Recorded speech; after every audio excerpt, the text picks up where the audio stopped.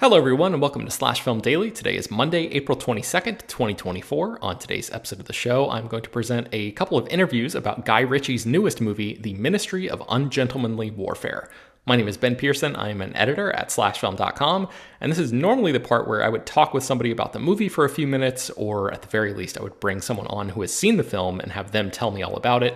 Unfortunately, I did not have time to get out and see the movie, which debuted in theaters late last week.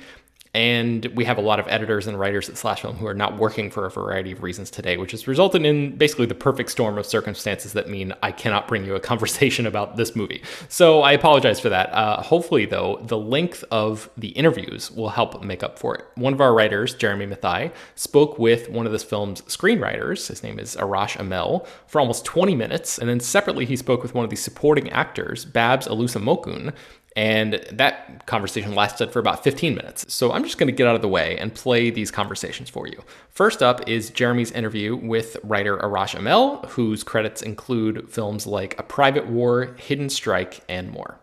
So, just to jump right to it, looking at your filmography to this point, I mean, you've had experience with period pieces, streaming exclusives, biopics, genre movies. You've even written a graphic novel of your own. Basically, you've had a whole broad range of, experience on very different projects, even different mediums, and even in different roles as your work as a writer and producer. So all that leads to Ministry of Ungentlemanly Warfare. My question is kind of a broad one, but what brought you to this? What drew you to this project in particular over any other, besides the paycheck, of course?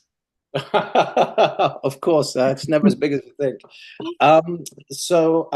In 2017, actually, I got involved pretty early on in this project. The wonderful book, historical nonfiction book written by Damian Lewis. So Jerry Bruckheimer had picked that up in 2015, and Paramount at that time, which was the studio, had acquired it. There was having some trouble figuring out the movie, and I was sent it in 2017 by Jerry with the thought of, hey, can you see a movie in this? Like, how do we do this? And as you can imagine, a World War II movie, that's not a superhero, it's not an existing IP, it's not a sequel, it's not. So there was a lot of ground to cover. And then I'd just done a movie called A Private War at that time, which is part of the reason, which was a true story that was adapted, and so it's very similar kind of DNA to this. And when I read it, I was immediately transported, this book, to the great war movies that I grew up with, but the movies of the 60s and 70s. So once we'd gotten far enough from World War II, that there was some kind of, pop culture ownership of it, that sort of, there was a re-examining. And so the works of John Sturges, so The Great Escape, even sort of the Western influences like The Magnificent Seven, and then The Dirty Dozen, Kelly's Heroes, Where Eagles Dare. So all of these sort of great movies. And I thought, wow, this is such a high adventure, absurd, ridiculous sort of comedy almost kind of movie that, barring Quentin with Inglourious Bastards, which is a very Quentin movie, like Hollywood hasn't made, and they don't make, and sort of in a long time. And it's such an important story. It's, we're at the threat of actually forgetting how bad the Nazis were, and the threat of Nazism. And I feel sort of for a new generation, we need to have this reminder. And also, it was an opportunity for us to have some fun with a piece of history that no one knows about. So when all of those things came together, I was like, I would love to jump into this. And I should say there was one other component. Okay. This was the first time that I'd ever read a World War II story where it was about a coming together, a coalition of different people from different walks of life, different cultures, different races, different ethnicities. In true story sort of fashion, the number 62 Commando unit, which is what this unit was called, was comprised of people from all over the world. You had people of many different nationalities. It relied on a very intricate network of African spies and Nigerian spies who all had this sort of collective interest in defeating the Nazis. And so for me, there had never been a World War II movie where you see sort of a collection of cultures coming together essentially and against a common enemy. And that's a very, I feel, 2024 story in terms of the world that we live in. So those were the kind of the genesis ideas that brought us to this point. You've answered roughly 5 questions that I was going to ask you there. So this is going to be a very short interview. Great job. Great work. I'm going to take myself out of airtime. I can tell you're a pro at this. But one of my follow-up questions I was going to ask, you kind of addressed it, but I was wondering whether the tone that Guy Ritchie brought to it, kind of an action comedy, as you mentioned, was that there in the script? Was that there in the book that you read? And clearly the answer is yes. Yeah, so in the terms of the book, it was there in the story. So I'll give you one example. The beginning of the movie, I'm not giving anything away, it's in the trailers. You see sort of Henry, as Gus March Phillips, lead this raid on a Nazi camp and rescue Apple, sort of, and they massacre a lot of Nazis in the process. Now, that was actually a coming together of two operations that they did subsequently, where there was something called Operation Dryden, where they did sort of sail this little boat called the Little Pisser to the cliff, and I mean, in the names it tells you everything. Sort of to this cliff, scale the cliff, cut the wires, and then when they actually got inside the camp to steal some naval intelligence, in that case, the Nazis actually fainted. Sort of like 2 of them fainted, 1 of them was in a hairnet, like 3 of them gave up immediately. They were all so terrified, and it was a whole garrison, and they took it without that much bloodshed. And so even though there was a subsequent mission where they did end up massacring a lot of Nazis, there was a lot of this like ridiculousness. It was, just the ridiculousness of the conceit that you were losing to probably the most mechanized army that the history of the world has ever seen. And so you decide that you're going to sabotage them by a handful of men and women armed with bow and arrows and knives and new fighting techniques they'd found in sort of, from Asia and India, and and worked into this whole new kind of primitive way of fighting to cut through. There was an inherent comedy in it. And so my draft was actually, it was kind of, I would say more, it was sort of, it had humor, and it had a lot of the elements that kind of ended up, in the movie, kind of then blown up into Guy's tone there. But my first ever pitch to Paramount, who was the studio at the time, in 2017, when they said, like, what do you think of this movie? I said, in the worst Hollywood way imaginable, I said, The Dirty Dozen meets Ocean's 11, directed by Guy Ritchie. That was the original pitch a few years before Guy eventually got the script and said, oh, okay, this seems, it's kind of written for me, so I'll go do my thing. And then obviously from there, it kind of, Guy does his thing so well in terms of, he's a genre unto himself. And I don't think you can say that about many filmmakers. Now, when you were writing your draft, were you writing with specific actors in mind? Because, watching the movie, you can't imagine anyone but Henry Cavill, and his role, and especially Alan Ritchson in his role. So I'm curious, just like how is, writing the dialogue, their mannerisms, how did that process work out for you?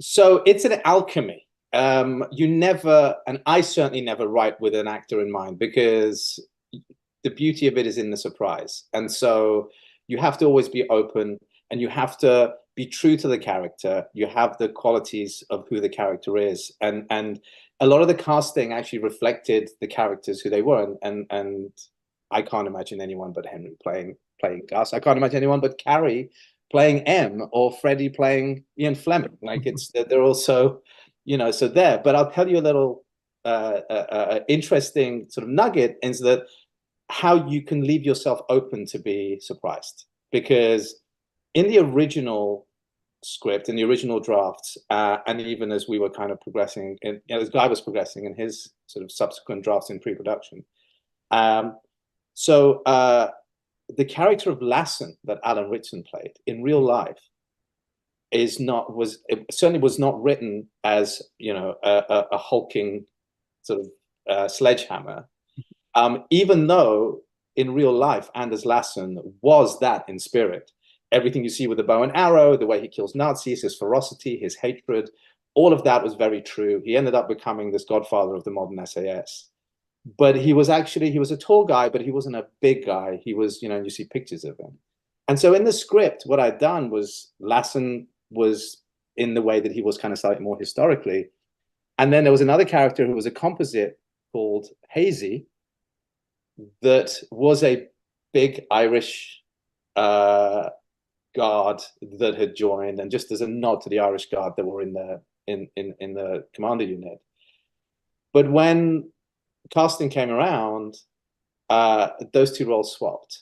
Okay. So the character the hero plays, Hazy, is obviously now Gus's protege, and he's a much more sort of quieter, circumspect, but very effective operative.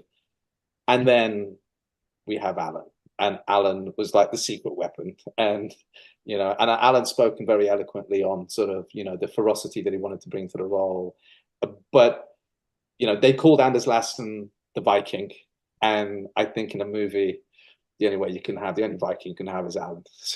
So that's kind of just a little peek into the into how that alchemy works, and you can't control it too much. I love that. It's, everything's a collaboration, but you also can't expect, you can't predict everything that's going to happen. My next question is, with a story like this, obviously there's attention to historical detail, there's accuracy that matters. How do you balance that between just telling, an entertaining, dramatic story? So when I started, my first North Star was that this can't ever become a history lesson. This has to be a fun movie. It has to be something that all the messages has to be through osmosis. You have to come in, you have to be sort of entertained. And I've done a few true life adaptations now, and one of the elements that has become very clear to me is this process that truth can often be the enemy of good drama, and so you have to be willing to composite and change and bring things around. However, if you stray too much from the truth, you can also sacrifice the meaning and the essence of the story in the first place. So you can't fictionalize too much. So when I come to adapting anything, everything has to be rooted in something truthful. It may have happened later. It might be an essence of a character. It might be 5 characters put together. But ultimately, it has to be something that you can trace back to, no, something like this kind of happened, and we're sort of, interpreting it, and it is artistic interpretation. So that's the kind of the process. And for me, I was operating by these rules with the one overarching rule of don't forget to have fun. And that was it. Now, with a movie like this, there's multiple writers credited to the screenplay and all that. Do you've been at this for a while. You know exactly, with the WGA, all the credits and all the stuff that goes into it. Do you write with the assumption or, the understanding that, parts of your script will end up being rewritten down the line as, Guy Ritchie sees fit, as other writers down the line? Or like, how does that work on your end? You can never think about that. You just have to write the best movie you can in the way you can't, I respect all writers. I've been on WGA committees myself. It's something that I feel is really important. Writers are often forgotten. And on this, there's Eric and Paul who actually found the book, and they found the book with Jerry, and they worked with the studio initially to try and find a path into what kind of movie it is. And sometimes that just doesn't work out. And, it's kind of timing. And I've certainly been in their position where you try to sort of come up with a movie and it just isn't there. And then it goes to someone and they go, oh, you know what? This is the story I've been waiting to tell my whole life. And so that's a process. And you go through these sort of arbitration and sort of things like that. And there was none of that here in terms of any sort of friction or any, and they were terrific about the whole thing. And with me handing the script over to Guy, I knew very much that, like I said, my first pitch was this was going to be a Guy Ritchie movie. So I, knew where this would eventually, hopefully in my fantasy casting, would end up. And so one of the things that, I did was to make sure that, the essence was there. So the structure was there. The tone kind of was there, that it could then be elevated and lifted. That the characters allowed for playfulness and fun and so on. And then the rest of it kind of becomes a sandbox, because the guy has a very unique way of working, which is often very improvised. It's kind of just looking at, okay, we know what the essence of the scene is, but okay, oh, Isaac, can you sing? Oh, you can sing. Okay, let's do a song. And there was no song in the original, in my script, in the original draft that I had a guy, but that came up during production. And oh, can you sing in German? Let's do this in German. And she acquitted herself so incredibly well. And and I'd be sort of getting messages from set, from the producers saying, oh, so now we have a song and now it's in German. So, but it's all in keeping with the spirit. And if you've done your job as a writer and you give it to such consummate kind of craftsmen and talented actors, then it's you feel you're in safe hands. Now, you mentioned A Private War earlier, and that's a movie I really, really love. Thank you. And so I was wondering, obviously that did play a role in, you finding your way to this project in particular, but was there anything that you could look back to, lessons learned or anything along those lines when you were adapting from that? Obviously that was a nonfiction story as well that you were turning into a movie. Was there anything that you kind of rely on when you came to writing the script on Ungentlemanly Warfare? So it's interesting because A Private War was actually a really enjoyable and fruitful experience, much like this one, in that I learned way back when on a movie called Grace of Monaco, which was my first foray into adapting something that was based on a true story. And I learned so many things, because that was what I call sort of this beautiful disaster where, everything that could have gone right went wrong. And, it was a very public kind of, airing of dirty laundry. But what I learned was that you have to respect your subject, and you have to, at the same time, respect the movie that you're trying to write, and you have to always be cognitive to balance that. And that should also go hand in hand with the second thing that I learned, was that you have to choose your partners very carefully. Like ultimately, in terms of the producers that you work with and the directors that you work with, because they have so much bearing on the material. And so it's very important to find people who kind of adhere to the same values as you. And so that's how you avoid the conflict and well, I want it to be this movie and I want it to be that movie, and you're all kind of making the same movie. And A Private War was the first time that really came together, and Matt Heineman, who directed it, did an incredible job. And I thought, Rosamund, in terms of the question that you asked about who do you imagine playing this role, I mean, who did I imagine playing Marie Colvin?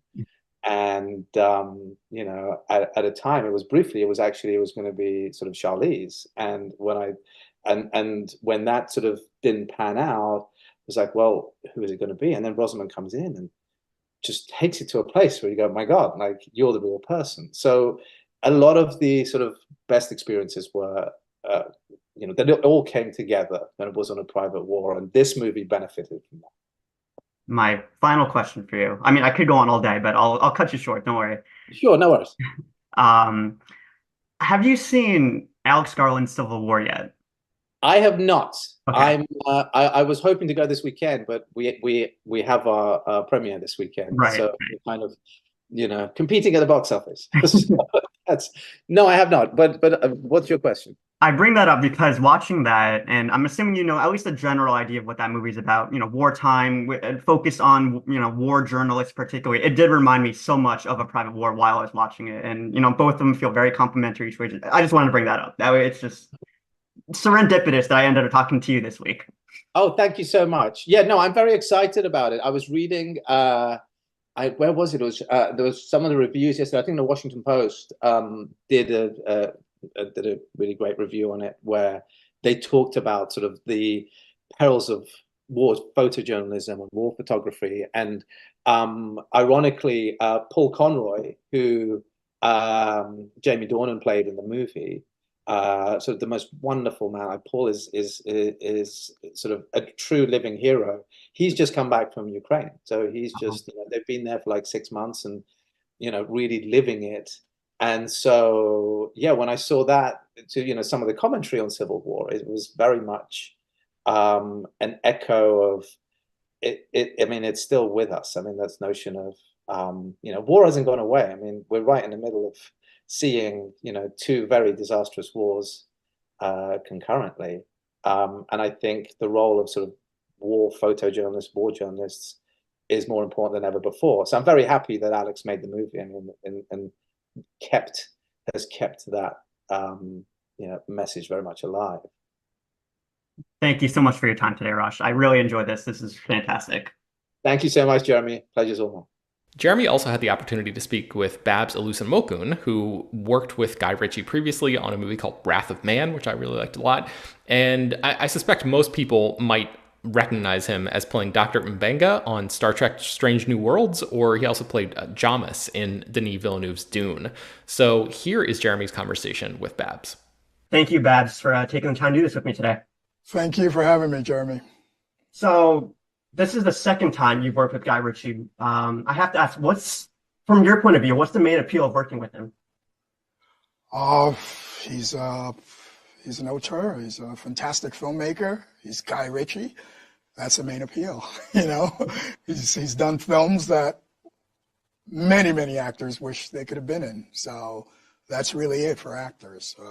When you see a filmmaker that knows how to put a film together, where the actors look like they're having fun, memorable characters, it's the appeal, I think, will always be, So yeah, so it's very cool.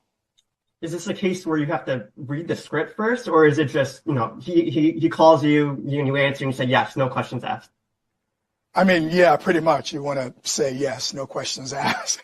Without any questions being, you don't ask any questions. You're just like, yeah. I did a film called Wrath of Man with him, and this came around, and it was just put right in front of me, and yes, I'll see you there, Guy. So that's a privilege in itself, So. Yeah. In general, how does a Guy Ritchie production compare to, say, some other directors you've worked with in the past, like Denis Villeneuve or anything like that? Say that again, please. Compared to other directors you've worked with in the past, how does being on a Guy Ritchie production compare? I mean, Guy goes, there are different levels of spontaneity within the work, in film and with Guy, there's preparation behind the scenes, but then really when it comes to the dialogue, Guy is very particular in terms of seeing things in a different light on the day, on the morning. And on that morning, he is loose, and yet he gets very specific, within almost like your workshop in the morning of a shooting day. And he's very excited and conductor-like, and you get it done, Other directors, they come with that plan because maybe they've done the workshopping before and whatnot, and, just different sensibilities. But, fantastic directors end up with engaging work. One might go like this, one might go like that, but at the end of the day, they come up with something compelling to watch. And that's what Guy has done with the Ministry of Ungentlemanly Warfare. So, as a big fan of World War II movies personally, I was struck by the presence of yourself, Isaac Gonzalez, Henry Golding in this movie. This genre is usually only ever told from kind of a white person's perspective. So, as one person of color to another, was that something that you were thinking about when you joined this project? Absolutely. But the reality is, those things were always done. World War II, World War I, these battles were fought with Africans on the French side for World War I. For World War II, you had people from all over. You had Africans supporting in different capacity. You had people from India supporting the British Empire. for World War I too. Like, it's so, knowing that history, I get less of, it is only those who are not aware and who are sort of ignorant to their history, unfortunately for them, because it's not really spoken and told. And so people from the rest of the world essentially contribute to things without being given, I don't want to say the due or the credit for what they had to sacrifice for these, for these endeavors that nobody really should be proud of. I don't really care that, one could participate in World War II or World War I and, God forbid, World War III. And, we don't want any parts of it in reality.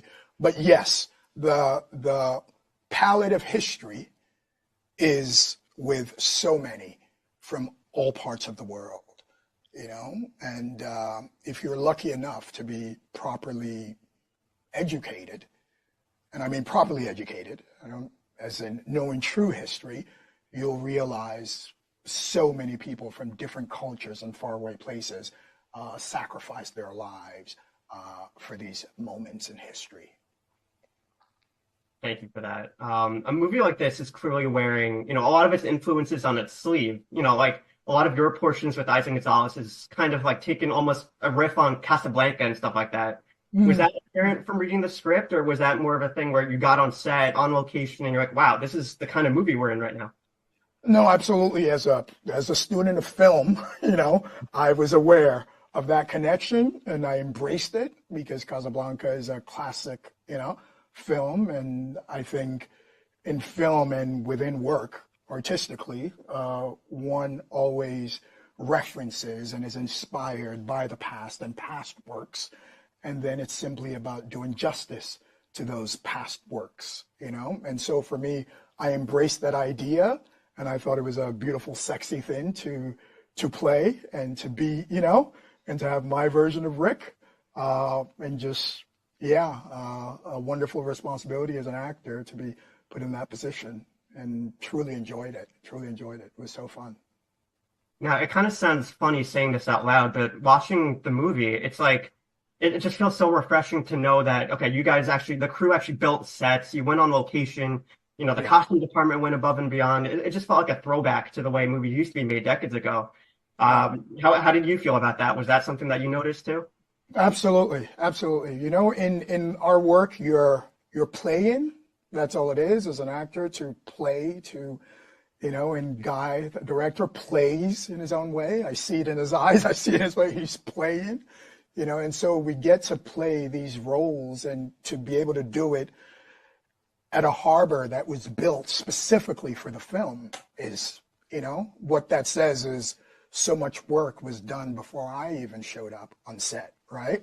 And so I always tip my hat, to the production artists, the location people, people that went from one country to another to search for this area, and say, this is the perfect spot. It's painstaking work, filmmaking. And so I'm always appreciative of all the different parts that come together to make it. And yeah, the wardrobe, you're in 40s garb, I'd come on set and Guy would like come up to me. It's like, my God, Babs, like, and he's literally making a note like, hey, costume, I've got to have this when this film is done, So yeah, to be able to play is just, and be paid for it is such a beautiful, beautiful experience. And that's what we did. Different locations, on set, and just to make something grounded, something fun yet grounded and real and just big, cinematic. It was a cinematic experience, and I'm quite certain the audiences will find the same. Now, I don't know how often this will come up today with some other interviews you're doing, but How much what, Jeremy?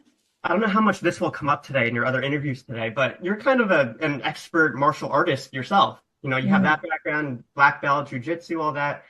I know you had your big fight scene in Dune a couple years back, but I'm wondering, were you ever pushing Guy, like, to get yourself into the action, kind of let you show off the skills that you have? No, it's really funny because it is only now that in my head I can meld the two. I was an actor first. I've always loved martial arts as a kid, but I never saw it alongside my work as an actor. What I'm pulled towards in terms of acting is very much more the drama, it's not going up on screen and beating up people. That's never really how, working and growing up in New York City and studying, acting and whatnot. In my mind, I never saw myself in that direction. It was very much about the work, and the masters of cinema and the great actors. And this is really, truly what I've always pursued.